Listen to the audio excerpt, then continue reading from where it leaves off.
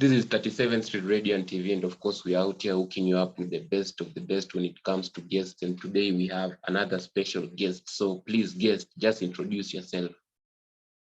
Hi, my name is Josephine Wanjiko. I know a lot of you don't know me by that name. I go by Shiku on all my social media platforms. But yeah, my full name is Josephine Wanjiko, or Josephine, whichever one you like. Yeah. My journey, I don't even know where to begin, but I'll tell you now that what you do. We know you as a content creator, but I don't know if that's what you do full time. So you can just talk to us about that. Well, actually, being a content creator was just very accidental. I think there's a video up where I say that I started doing TikTok because I was like, I have a phone, I have internet, why not? So that's how it started. But I by profession, I am an engineer. I am a water engineer. That's what I'm practicing. Well, I studied mechanical engineering, but I'm practicing water engineering, which is basically, I am involved in selling pumps, water solutions. So yeah, I'm your plug if you need pumps and water solutions. Yeah. So, like, I want to know what even, because we know you from social media, I want to know what even prompted you to start talking to guys on TikTok and just creating content. Okay, well, again, as I've said, it was quite accidental and it wasn't something that I had planned. Although there's a time that I really wanted to get onto YouTube and just tell people what I know. My idea is just to transfer the knowledge that I have in a very simple way. And I'm a very curious person. I read a lot and I'm interested in a lot of things. So my way is I just wanted to be able to share the knowledge that I have with people about everything that I know about. So as much as I can share with other people. So that's the idea. And that's why one day I'm sitting in my house, I'm like, I have internet, I have a good phone. I can easily start recording myself on TikTok. And I particularly like TikTok because I don't know, I find it very diverse and it has a lot of people that you would otherwise not interact with on a day-to-day basis. I love that it gives you that kind of a platform and that anybody can post on TikTok. You don't necessarily have to have a big following. You don't necessarily have to have, I don't know, so you don't need to be famous already for you to start posting on TikTok. I think that's something that I really, really like. So for me, it was easy. I'm sitting in my house. I'm like, why don't I just do it? And I love talking again. And obviously with all the things that I read about and all the things that I'm interested in, I figured it would be a good way for me to just spread the knowledge. Yeah, so the idea is to shorten the learning curve for other people. You've talked about some essentials of TikTok, and my next question was like, how did you decide that TikTok is going to be your main platform? Maybe have you tried out all these platforms and then you decided TikTok is my most favorable platform, or how was it? I've actually always struggled just being on social media. I have struggled being on social media. I'm always saying that I should have started earlier because I think it's just this year. And actually it's after starting my journey on TikTok, if I may call it that, it's after starting my videos on TikTok that I, at the same time, started to grow my Instagram and my Twitter. And it's not like I am at even 1,000 followers, but I've really grown compared to like the last few years. So I've never really been a social media person. Of course, back in the day, I used to be in Facebook and then I left Facebook. And then, of course, I'm on WhatsApp. I'm assuming everybody's on WhatsApp, but I don't think we even consider WhatsApp social media. I'm not quite sure. And then Instagram, I up until recently, I didn't even understand Instagram. And up until recently, I also didn't understand Twitter. So this is something that it feels very new to me. It does. And I'm trying to encourage as many people as possible to use social media. And I know it can be a double-edged sword. So my idea is how do we use social media in a positive way? So in as much as we're encouraging each other to use it, are we using it in the right way? So for me, TikTok felt like a really easy platform to start on, again, for the reasons that I have mentioned, which is anybody can post anytime, and you can post whatever it is you want to post, and you don't necessarily have to feel like you need to make yourself up, maybe apply makeup or freeze. I don't know, you don't need to do too much to post on TikTok. Just be yourself, and eventually somebody will like whatever it is you're putting out. Yeah. You know, like when TikTok started a couple of years back, and it was this app that guys were singing and dancing. So for me, it was also, I couldn't join TikTok because I don't know how to dance. So for you, your content is about, you're just talking to guys about issues that maybe they're facing daily. So I'm wondering, like, why didn't you go that route of singing and dancing like what everybody, the majority does on that platform? Well, maybe because I'm not a good singer. I've never considered myself like, I always say that I can't sing to save my soul, to save myself. But and also dancing, I love dancing, but I can't really consider myself also a really good dancer. But I do love dancing all the time. I'm always dancing in the house, and I'm always singing in the house as well. But it's just, I don't know. I just don't want the world to know me like that, I guess.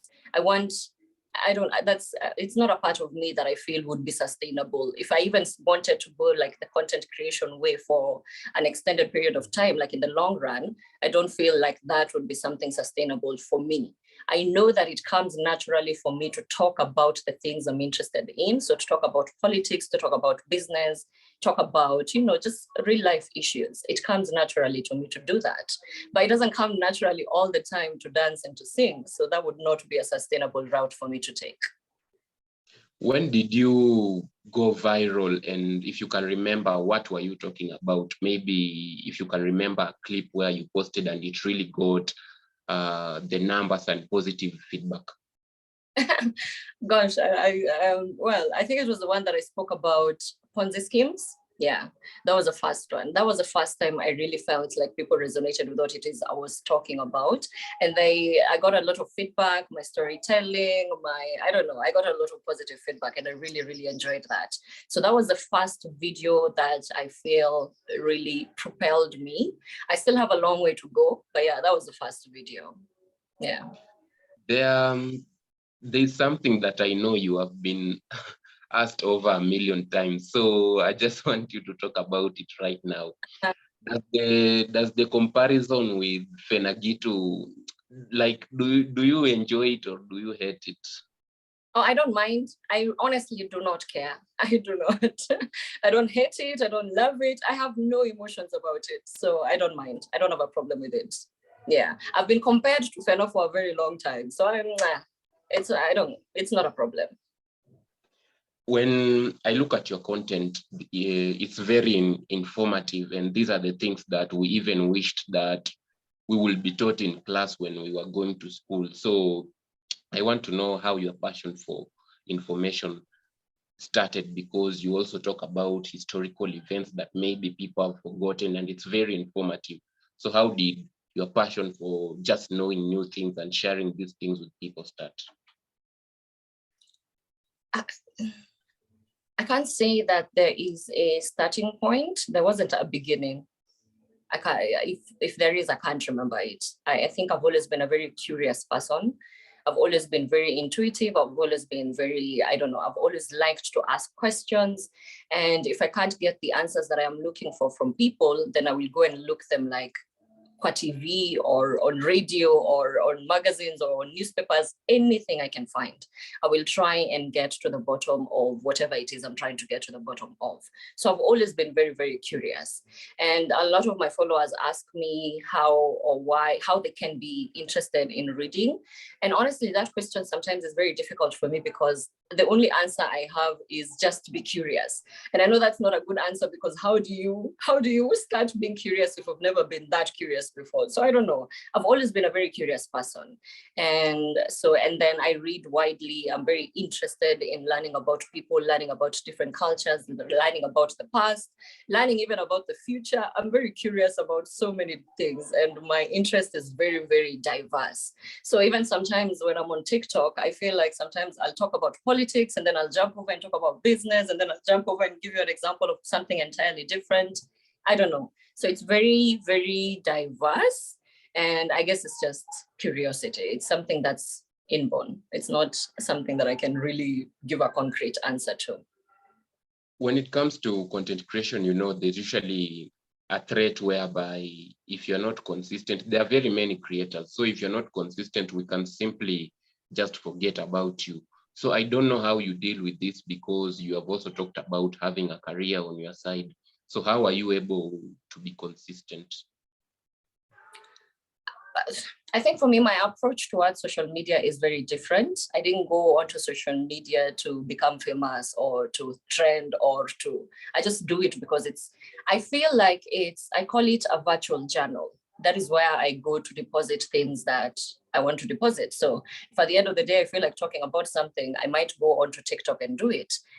And I think I've put up a video where I've told people that if you start posting on social media, don't make it work. Don't make it feel like work, which is like you have to post every 2 days. You have to post, like on TikTok, they normally tell you post 3 times or 5 times a day for you to become viral. I don't know. I don't subscribe to that. I'm like, if you're going to start posting on social media, make it fun. Make it something you enjoy. Don't make it a chore. Don't make it a work or like a job. Post because you're actually feeling like posting. That's what I do. So if I go 5 days and I haven't posted, it's because honestly, I really don't want to talk about anything. I don't want to come on screen and pretend to be excited about a topic that I'm not excited about. I honestly have to be excited about it for me to talk about it. Unless that feeling is there, I won't do it.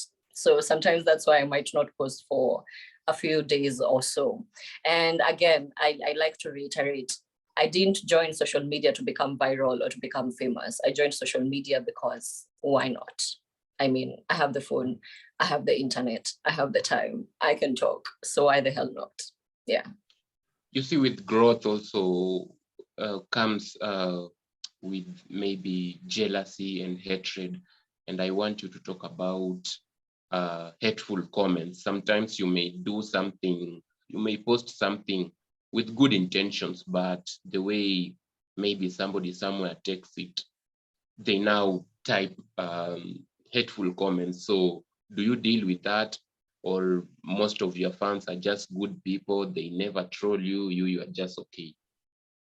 I think a lot of my fans are good people. So far, so good. Yeah, so far, so good. I can't complain. A lot of them have been amazing people, very supportive. And I really love getting comments. I actually love comments a lot because they give me insight as to how people are interacting with my content.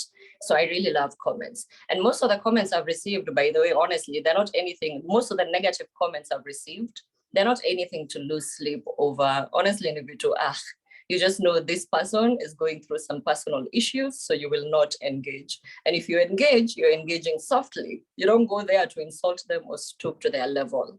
Sometimes when I feel like this person is really crossing the line, I will block them. Yes, I'm not scared about blocking anybody.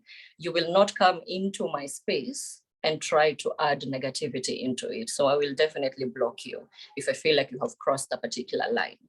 But for the most part, the guys that have tried to put me down or to insult me in one or the other, I'm able to handle them without really sweating. And my idea has always been, nobody else can affect your mood. You have to give them the authority to do that. So sometimes I'll take a moment, absorb that comment, really think about it before I even respond. So you have the authority to decide how to feel about a particular situation or what somebody chooses to comment. So at the end of the day, it's up to me to decide how to react. And honestly, I am unaffected at the moment. With your social media presence, you know, it's growing day by day. I would like to know if maybe you have ever gotten any deals because of your social media presence, deals of any sort. Well, I haven't yet gotten, okay. Yes, I have gotten a few, I don't know that to call them deals really, because I don't think I've made money off of it so far. I haven't, but I have had opportunities where I would have made money out of them. I'm sure that is what we mean when we say a deal. But I've gotten really great opportunities to interact with people that I otherwise would not have interacted with. And I've gotten a few opportunities to even just attend meetings like this or interviews like this, where I feel like I'm growing, and the more we continue, the more, I don't know, maybe I'll start making money out of this. I don't know, but yeah, I have gotten some really good contacts, and K24, for instance, I host a Twitter space sometimes. They invite me to host Twitter spaces for them. So I don't know. Yeah, I'm still young, so bado tuna grow. Yeah. Yeah, and of course, another thing that I really wanted to ask you, you have stated previously that your aim was not to get famous or maybe trend or something like that. So for you, I want just to know, what's your end goal in content creation? Like, even when you upload, what's usually your end goal? My end goal is really just take the lessons out of this. I really just want people to listen to what I am saying and really to have a conversation with people. I want us to have a conversation. I don't want to come and impose my ideas on people. I don't want to come and force you to accept what I'm telling you. What I want to do is to come on the screen and actually have a conversation with you, hear your ideas and you hear mine, and we come to, like, I don't know, we come to an agreement, we agree on something. Even if we disagree, we are disagreeing in a constructive manner, where somebody can leave out of that space and feel like, this is actually something I can think about, and maybe just grow around it and see how it can help me. So my idea is to have an interaction with my followers. I want you to come and watch my videos and leave feeling like you have really gained something useful, something that you feel you might not have gotten from somewhere else. And because the aim is not to become viral, I'm just hoping that, I don't know, I can build a small community of people who have the same mindset, of people who are interested in the same things and in seeing the positive change that I want to see, both within, like, individually and within the country. Yeah. So, and obviously by extension in the world, but that's in the grand scheme of things. From your content, I'm able to see that you really love talking about investment. So even when you talked about being an engineer, I was shocked. I thought that maybe you are a banker or something like that. So I don't know how this came about, you being an engineer and you're also passionate about investment and investment options. Gosh, I really love business, I guess, which is funny because I don't run any business personally. I'm not a business person. I'm not an entrepreneur at the moment, but I really do love business. I talk about business anytime any moments that I get, and I watch a lot of content on business as well. I've studied business in the past as well, and I am currently working on studying international business, master's in international business. So for me, business is just something that I'm really curious about and that I am really interested in.